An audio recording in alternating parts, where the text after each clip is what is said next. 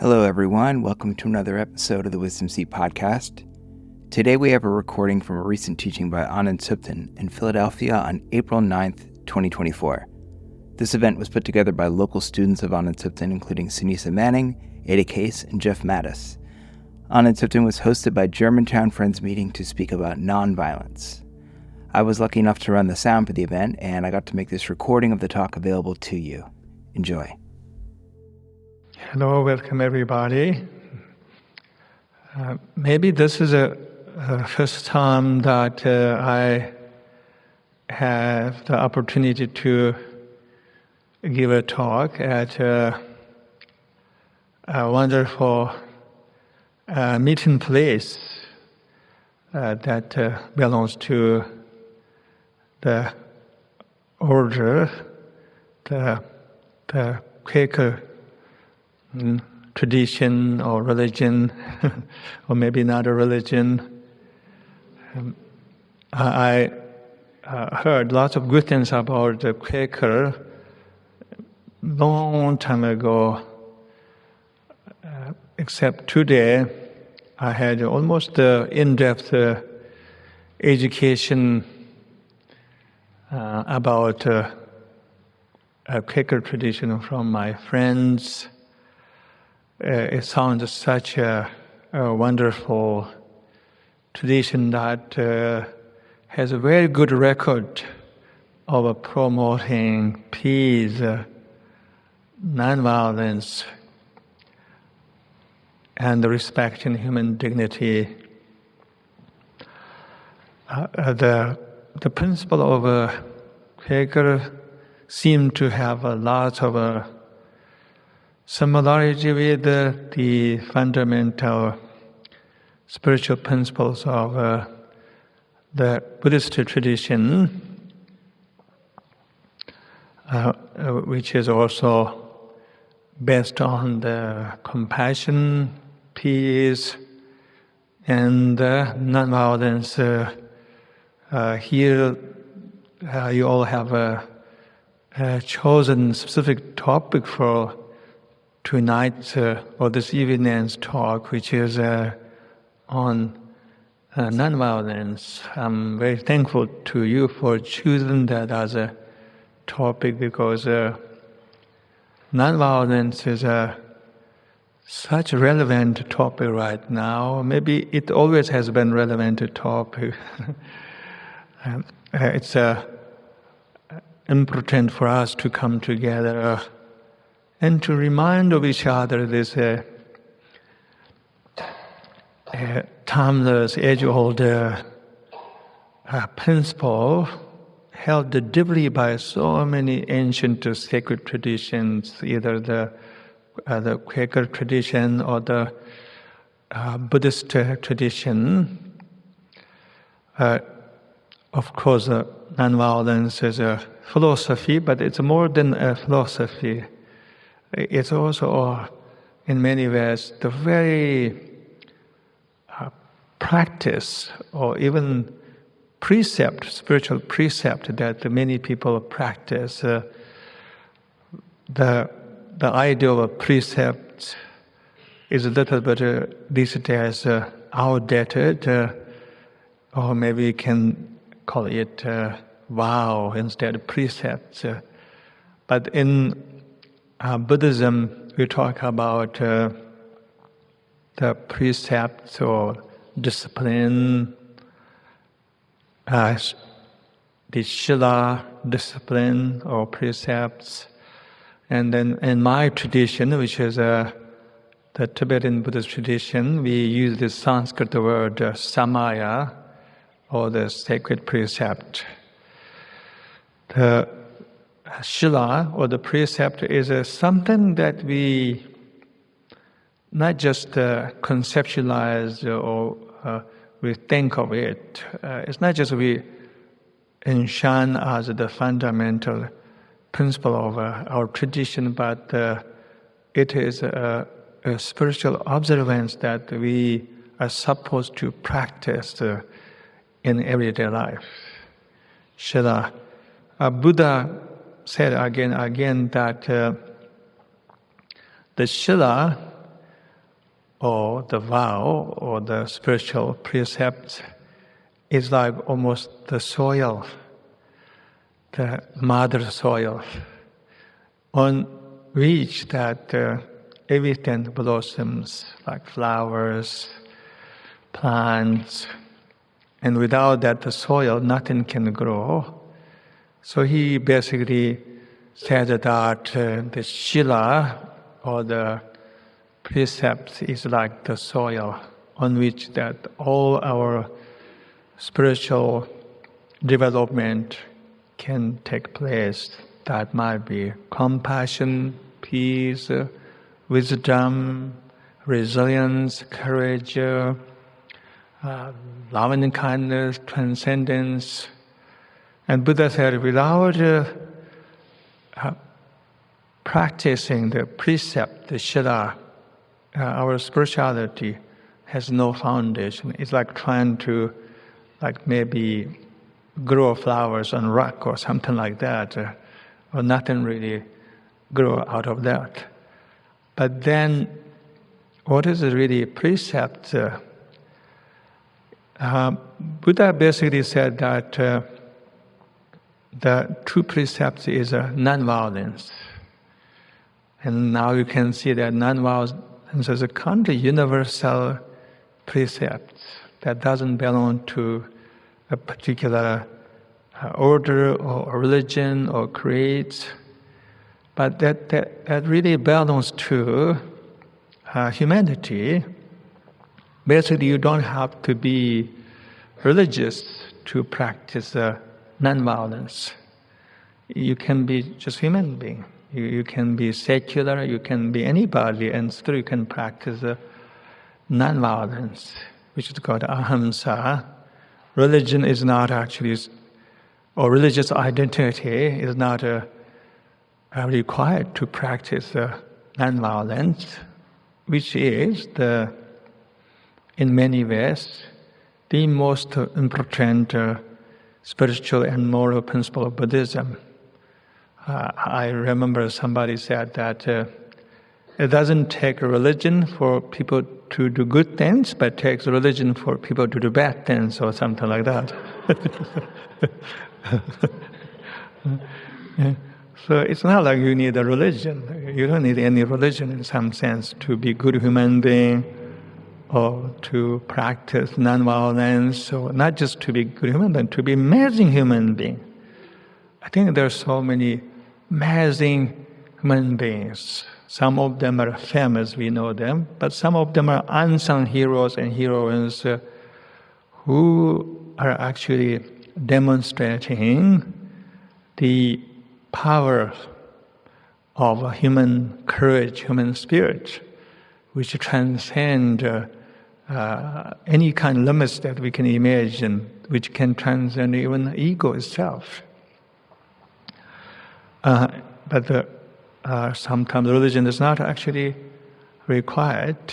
That said, the nonviolence is the main precept in the Buddhist tradition that we are encouraged to practice, not just to think of, but to practice all the time in everyday life. Buddha actually created this whole his Sangha community based on the very principle of nonviolence. If Buddha was maybe alive a few hundred years ago, instead 2,500 years ago, he would love Quakers very much. I think he would knock on your door, have tea with all of you, the Quakers. He would regard that he has somehow friends with all of you. He will regard all of you as like-minded people or kindred spirits, because he will realize that what Quakers' teaching is same as what he is also practicing and sharing with his community. So Buddha created not so much with the whole community, but he organized periodically spiritual retreat, which is known as a monsoon retreat these days, that is observed by almost every Buddhist tradition in Thailand, also in Tibet, with a little bit different style. I was a monk, as you heard my introduction. Now I have a family, but I was a monk for many, many years.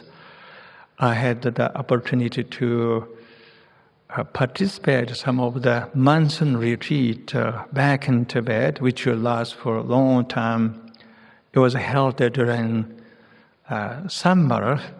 But the reason Buddha decided to choose that particular time, the monsoon season in India, to hold a meditation retreat with his student, is that he realized that in India, during the monsoon season, it rains so heavily that all these monks, nuns, if they travel around, they can hurt themselves, they can get injured, even though maybe there are no car accidents at that time, but I guess you can walk outside and maybe fell down, slipped on the muddy ground. It was kind of dangerous. He thought that he should invite all his students to go into meditation retreats for a long period of time, for a few months. Also, he felt that if they walk outside during that time, all these little creatures, like maybe insects, frogs, would come out, and maybe sometimes these monk nuns may end up stepping over these creatures and maybe kill them or cause harm to them. So, and then he also realized that if his students, especially monk nuns, who are always traveling to beg food or to practice alms round, they may destroy the crops in the field. And therefore he decided to invite all his students to go into retreat for sometime 3 months. And then they don't to go out, they don't walk, they don't run into any kind of accidents, and they don't step on these creatures who tend to come out during monsoon time, and they would not cause harm to the fields. So, and now you see that the very first Buddhist meditation retreats created based on the ahimsa or nonviolence. Otherwise, Buddha could hold that meditation retreat during the winter or fall, which is kind of funny. Now it becomes very tradition. I think there are some Buddhist sanghas in the West who hold the monsoon retreat during the winter these days. Because sometimes people are really busy during summer. Who knows, maybe they have to be on a vacation. Many people don't want to go into spiritual retreat because during summer they want to go on vacation, right? Lots of Americans want to go on vacation. A few years ago, I was in Italy. There was a town called Positano, right? I went there, and all I hear is American accent. Everybody was American, pretty much, except people who are selling things like waiters or shopkeepers, but otherwise everybody was American, pretty much. I felt, I could be somewhere in whatever, maybe California or East Coast, but it's in Italy. So lots of people want to go to somewhere on vacation. So some Buddhist sanghas in the West decide to hold a monsoon retreat or summer retreat during winter, which is very interesting.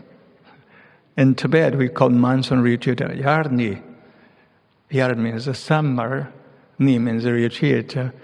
One of my friends told me that she met with a Buddhist teacher from Tibet, and she told that they hold the summer retreat during the winter somewhere in North America. And this Lama just couldn't stop laughing. He just loved his story. He said, summer retreat during winter, that's funny. And he couldn't stop laughing. So the point is that the Buddhist practice and even the structure of community, which you call Sangha, is really built upon nonviolence. Now you can see nonviolence wasn't some kind of like some kind of talking point or some kind of philosophical principle, but a precept, a daily precept that to be fully embodied in all our actions. As a Buddhist, you wake up in the morning as a whatever that means, good Buddhist, and that, I do not mean there are not good Buddhists out there, but there are lots of Buddhists who kind of forget Buddhist practices. There are also these serious Buddhists who always get up early morning, who kind of practice a certain meditation, and they chant some verses from the sutras. But there's one verse which is almost like a universal prayer among all the Buddhists. If there's some kind of Buddhist national anthem, this verse would be that. And it's a verse that is from a sutra, recorded teaching from the Buddha. It goes something like this: I shall not commit any unwholesome deed. I shall cultivate a wholesome deed. I shall tame my mind. This is the way of the awakened one. So many Buddhists are supposed to recite that verse every morning to remind themselves of the fundamental, the main observance, the spiritual observance, which is not to commit any unwholesome deed. But it is about not to harm any other sentient beings. So every morning you actually sometimes even visualize in your mind Buddhas, Bodhisattvas. Sometimes you just take a few moments to recite that verse and you vow that you are going to practice non-violence whole day. The word in Sanskrit, non-violence, is ahimsa. It's not really just unique to Buddhism. Ahimsa is a spiritual principle practiced by Hindus in India, and then even the whole political movement, many political and spiritual movement inspired by this idea, ahimsa, non-violence, in India throughout actually history. In Tibetan, non-violence is called Seva Meppa. Se means to harm, Meppa means not. I come from a tradition, these days it's called Tibetan Buddhism. Tibetan Buddhism is a very interesting, kind of almost fusion of all these Buddhist traditions. It's not really just one tradition. But we talk about that there are three precepts that we always should practice in everyday life. First, they call it Seva, not to harm, which is non-violence. And second one is called Janpan, means to benefit others. Third is called sacred perception, which is to see the sacred in every sentient being. These three precepts are the observance that we're supposed to carry and practice in everyday life. from morning to the evening. But now the question is, what is really nonviolence? This is an important question. So, thank you. Basically, nonviolence is not to harm others. First, maybe it's good to even have the vocabulary in our life, like nonviolence. I think we should use this word as much as possible, nonviolence. We should talk about nonviolence. Doesn't really matter whether we mean it or not. Sometimes we just have to say things. It's okay if you don't mean it, that's okay. You don't have to be paragon of nonviolence to throw that word. So it's really good to throw this kind of words all the time, nonviolence. Because usually, when you look into our modern society, sometimes even our daily language is kind of very, sometimes very, not ordinary, but kind of unenlightened. Of course, perhaps many of you often use vocabulary in your everyday life, like compassion, peace, nonviolence, ahimsa. But then on the other hand, so many people in today's world don't really think so much about this even terms like compassion, nonviolence. Perhaps you don't run into people talking about nonviolence. You see, if you go to like outside, like if you go to downtown somewhere, or if you go to maybe like shopping areas, or if you drive, if you look at the billboards, or if you go to airport, there are not so many advertisements promoting ahimsa, nonviolence.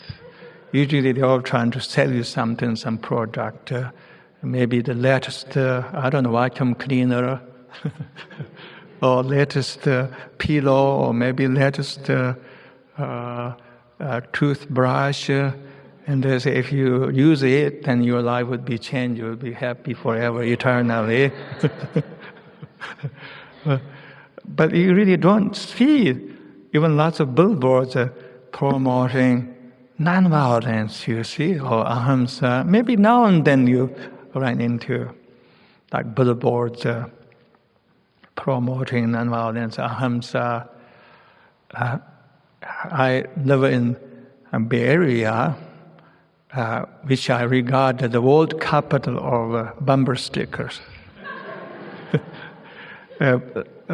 California, especially the San Francisco Bay Area, or the Northern California, is a little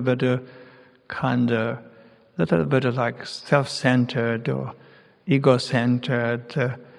That's why they have all these towns, world capital of garlic, world capital of artichoke, world capital of language, like Montreal, the Institute of Language, they call world capital of language, like that. So I would say perhaps the Bay Area, especially Berkeley, is the world capital of bumper stickers. The good thing about bumper stickers is you don't have to pay $100 to promote some concept or product on billboards. You can just maybe buy a bumper sticker, usually not so that expensive, you see. You have lots of bumper stickers. Somebody told me that she had a bumper sticker called Free Tibet a long time ago. Free Tibet was a very popular bumper sticker. And then she stopped at some lights and somebody, can I have one? Or something like that, Free Tibet. I think that person thought she was given some kind of food called Tibet or Free Tibet. Can I have one? Free Tibet. But we have really really wonderful bumper stickers like Gata Bodhicitta. That was my favorite bumper sticker. Bodhicitta means enlightened heart in Buddhism. Gata Bodhicitta, like Gata milk.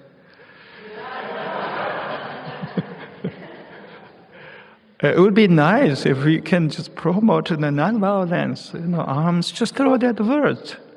I think that should be our practice for the next few weeks. Just talk of nonviolence whenever there's a chance. Maybe, you get up, you just go to whatever. You learn or sit there and you look at some of your family members, say, can we talk of nonviolence today?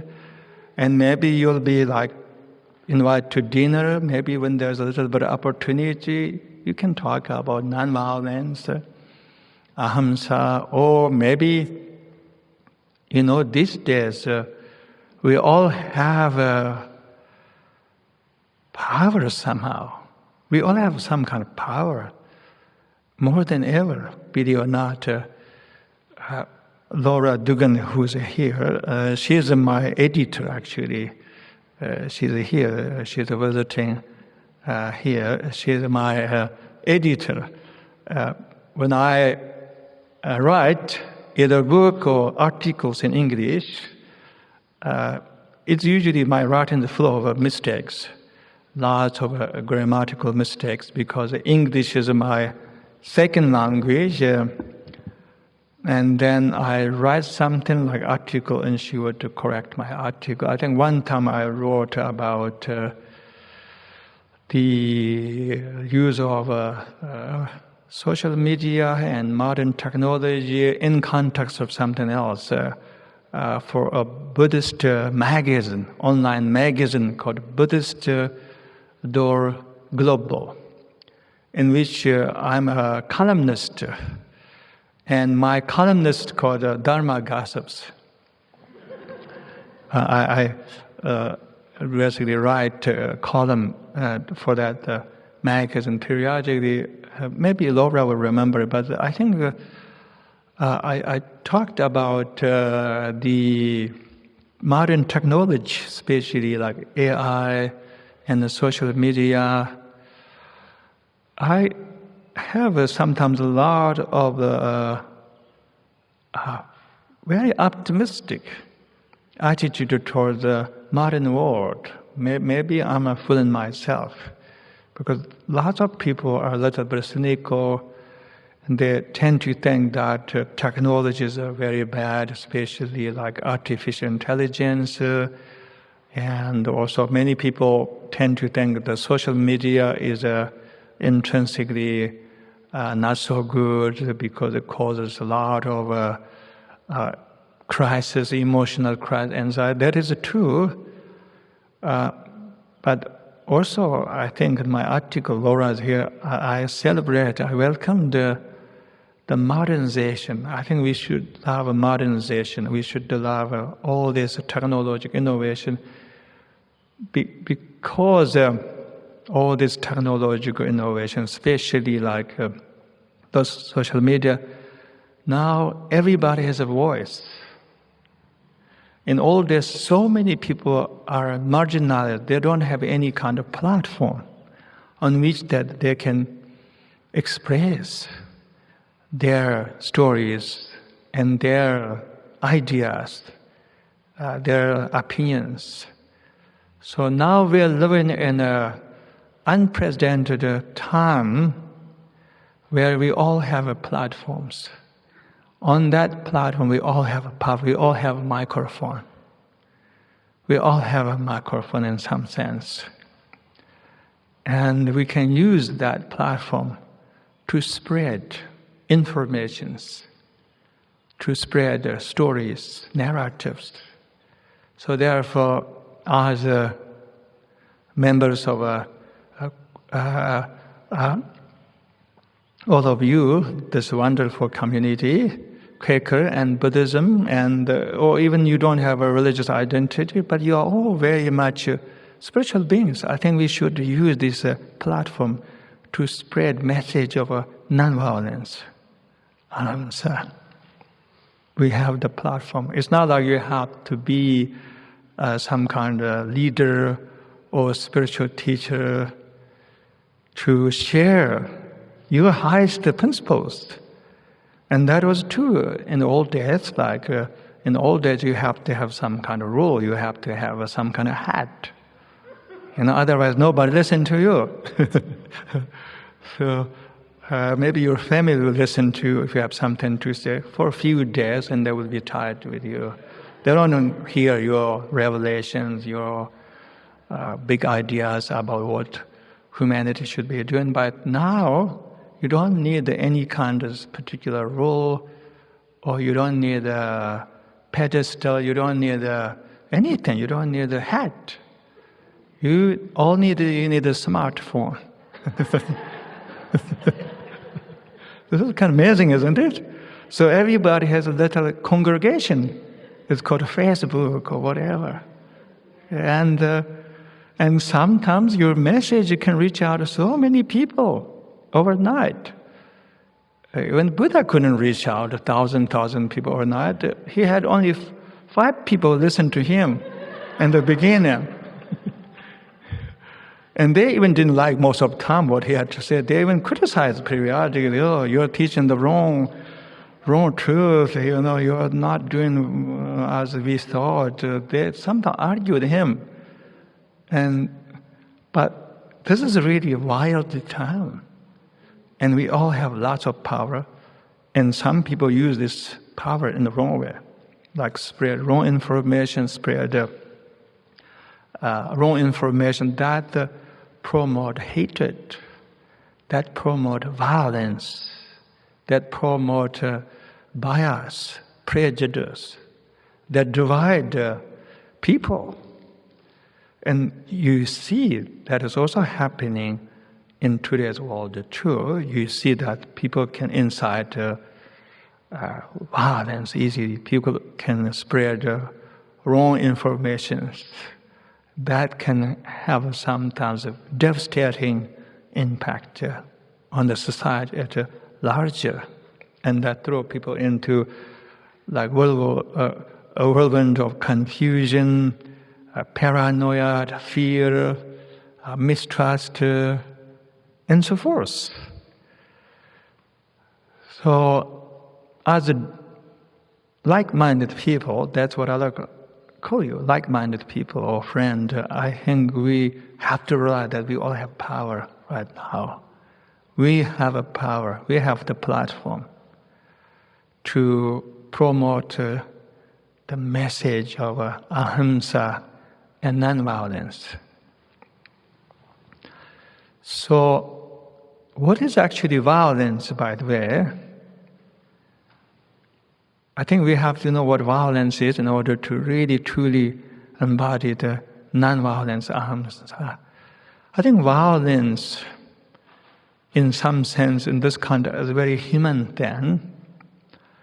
And of course, you could say there is a violence in the animal kingdom, or you could say there is a violence in the natural world. Like, for example, when you look at the natural world, it seems there's a violence. Like if you go to a place like where there's an earthquake or storm, or if you see like volcano erupting, we think, nature is also violent.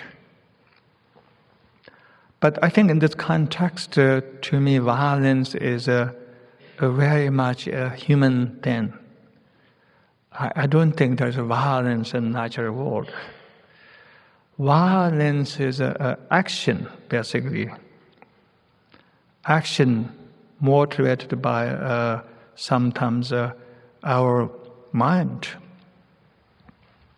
And that created harm to others, to oneself, to our fellow human beings, to other living species, as well as, and that can also cause tragedy, everlasting scar, trauma on our psyche.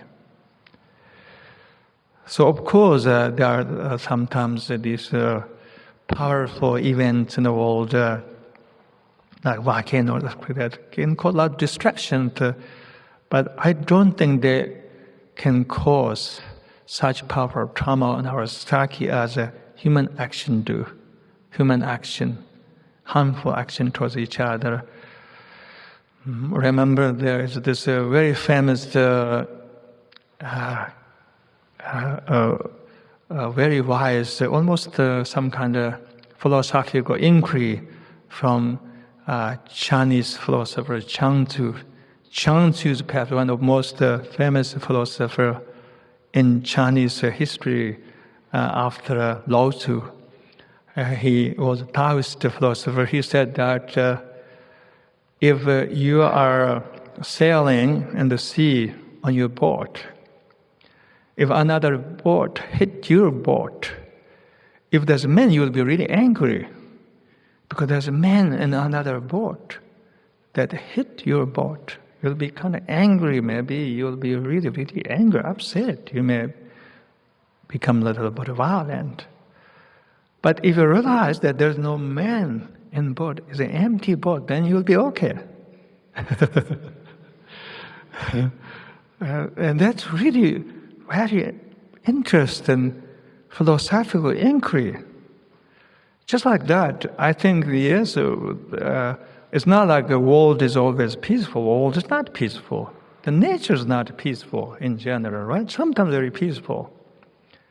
Nature is not peaceful sometimes. Nature hasn't been peaceful from the beginning, from the very much moment the world, this planet started forming.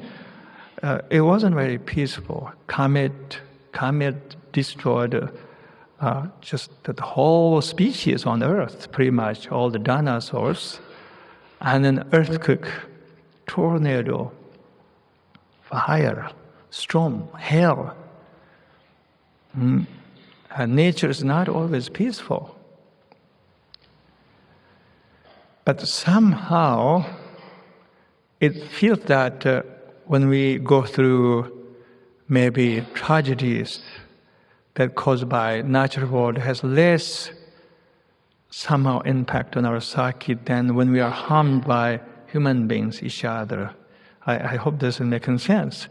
So to me, violence is very much human thing in this context.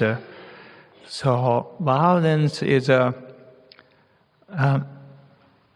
it's an action sometimes, and action that basically harms our body, harms our psyche, and that causes trauma, and that breaks our heart, that takes our dignity sometimes, and that sometimes destroys our lives. All that leaves a trauma that can be transmitted from one generation to the next generation. And yet, violence is not our nature either. And violence is, of course, coming from sometimes a motivation, sometimes some primitive impulses in us, and that we didn't actually recognize that we didn't, if I use the Buddhist language, didn't purify or didn't tame. And so, but now we see violence is actually happening all the time in this human world. Sometimes violence takes a big form like war. War is happening. I was very shocked by hearing from my friend a few months ago, maybe more than a few months ago, while we were talking about war. I think my friend said that there are like 43 wars happening right now all over the world. Many of them are tribal wars that even we don't hear, that don't make like us into the headline of news. But lots of wars are happening. And somehow we think, oh, there's more violence than ever right now, but it may not be true. I think in some sense, maybe this is an age of relative peace. I think we have to recognize also all this good development happening in the world to the archaeologists or whatever, anthropologists, I tend to mix all these departments, or psychologists, when they studied the human skeletons, human bones, they discovered that there were often signs of trauma, abuse, violence on the skeletons of people who lived a few centuries ago.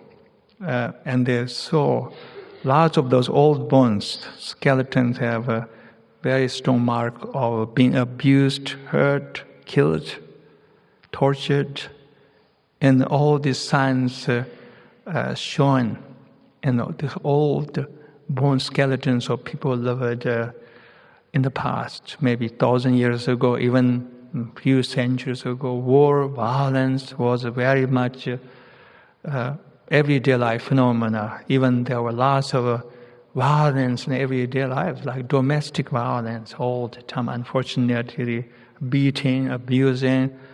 It was kind of almost common phenomena in everyday life.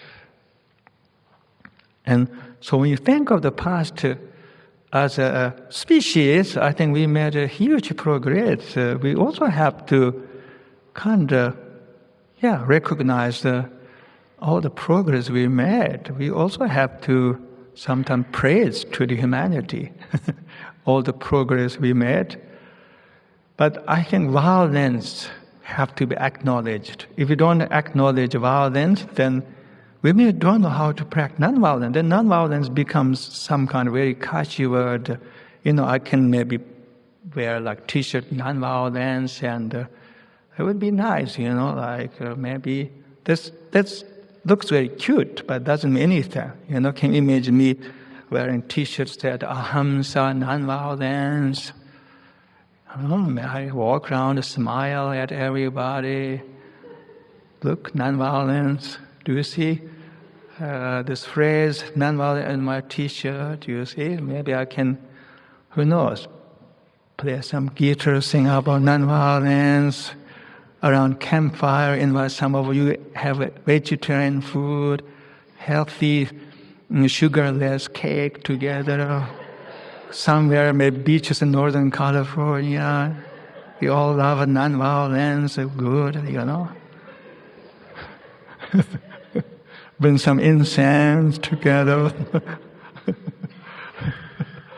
Oh yeah, nonviolence, we all love it. We can be intoxicated by even the word of ahimsa, nonviolence. We can sing a mantra of Avalokiteshvara or Shiva, all these gods and goddess of peace. Be totally intoxicated, but that doesn't mean anything. In actuality, that doesn't really help so much, except we could have a little bit of some kind of, maybe like bliss, a little bit of bliss or joy. Yeah, we could have some kind of wonderful experiences because we are kind of intoxicating our mind with this beautiful concept, so-called nonviolence. So in order to practice nonviolence, we have to recognize violence. And that is not always an easy thing to do. Sometimes we have no choice. We have no choice when violence is happening in front of us. We have no choice. And I hope that many people in this world have the fortune, the good karma, that violence is not happening in their home. Violence is not happening in their backyard, in their neighborhood. So many of us are lucky enough in today's world that we can actually totally take our attention from the violence. We have that luxury. Many of us, not always, but often we have that luxury. And to live in a little bubble and just to pretend that everything's kind of hunky-dory in the world. I live in this neighborhood in Bay Area. It's a very lovely neighborhood. Technically, I can, if I want, I can totally ignore violence. I live in a very quiet place. I live in a house that is situated on the border between the city and the nature preserve. It's a very beautiful, beautiful neighborhood. So I don't have to read the news if I don't want. Or I can read some news, maybe news about weather, or maybe I can read about culinary, food, tourism, They can make you happy. Or when I look around, there are like beautiful sky, nature, and now and then their turkeys would come to my backyard, you see. There's sometimes a conflict among animals, you see. Sometimes when I give nuts to the crows, and if I stop giving, they yell at me sometimes. They're talking, they're yelling at me. They're very smart, crow. But otherwise, it's very nice, and I walk around, everybody seems to be kind of happy, and so I see often Amazon truckers driving through my neighborhood all the time, Amazon truck, and they're like dropping all these items that people are purchasing. The Amazon truck is always running around my neighborhood all the time. I don't know what people are buying, but people are buying all the time, you see. So, and then there's a food delivery cars. They're always in my neighborhood. People are, of course, buying food these days. You don't have to go anywhere. You just call a restaurant and they deliver food. So, and then lots of people will be walking with their dog. So it's very peaceful, very peaceful. So someone like me, I could just pretend that everything's good in this world. I can avoid being aware of violence that exists in the world. But then, this is what we want to be. We have question. I think sometimes ignorance is a bliss. Ignorance is bliss. So we have to remember that. Ignorance is very comfortable. In Buddhism, we talk about there are two kinds of ignorances.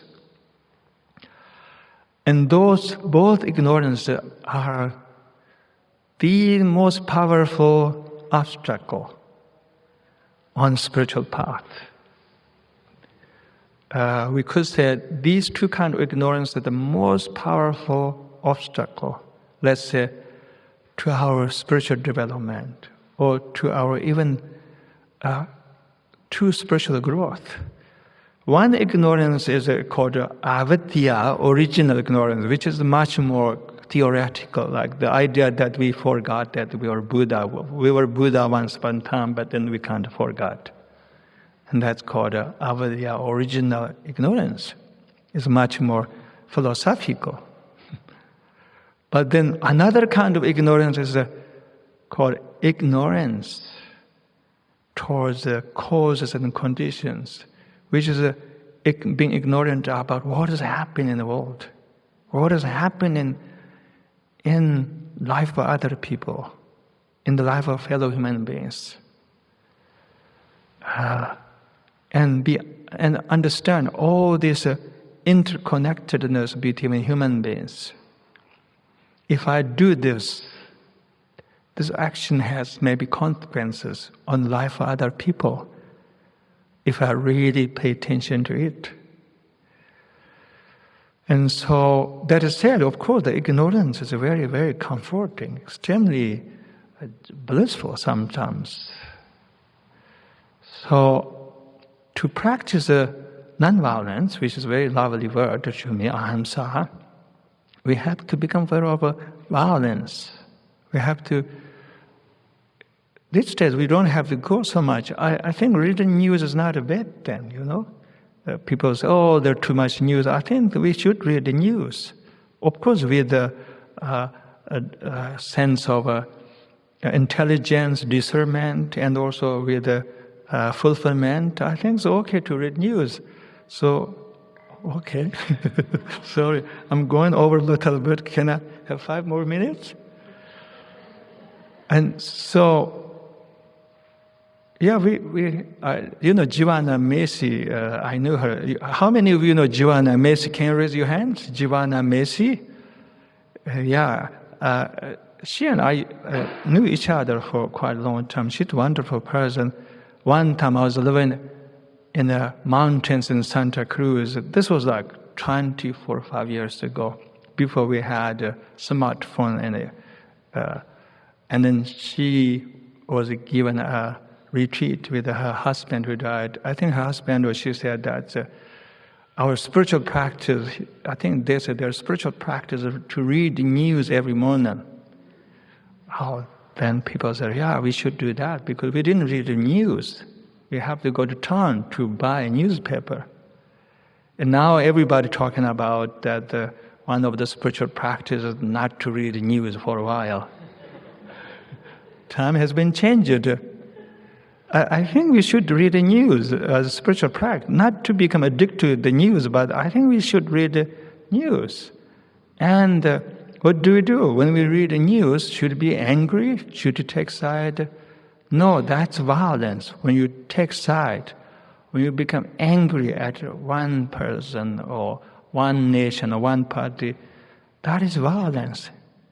When you start hating a group of people, and that's also violence. So we are actually adding more violence. We're adding fuel to the fire. So how do we do? I think we should apply this principle. We are already using this term, bearing witness. Bearing witness. The idea of bearing witness is that you don't turn your attention away from the violence, but you pay attention. You acknowledge the violence that exists, but you don't take side, you don't hate anybody, but you don't also deny it. Let's call it art of bearing witness. Art of bearing witness to the sorrow, violence, poverty, injustice that exists in the human world, not as some kind of imagination, but the reality that is happening on the ground. And so, in some sense, this is actually a very wonderful practice. It's not like a practice that would upset us. Actually, anybody can practice. It's a very reasonable spiritual practice. It's not like to take inside. It's not like saying, oh, this should not be happening, this should be happening. Oh, these are the good people, these are the not so good people, which our ego like to do that.